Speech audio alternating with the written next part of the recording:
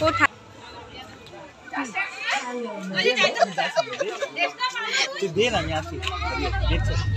ছবিও ভালো আসছে লাস্ট মুহূর্তে পিকনিকের ছবি। হ্যাঁ আমি সেটাই ভুল করেছি যে একদম ফার্স্ট থেকে তোলা দরকার ছিল।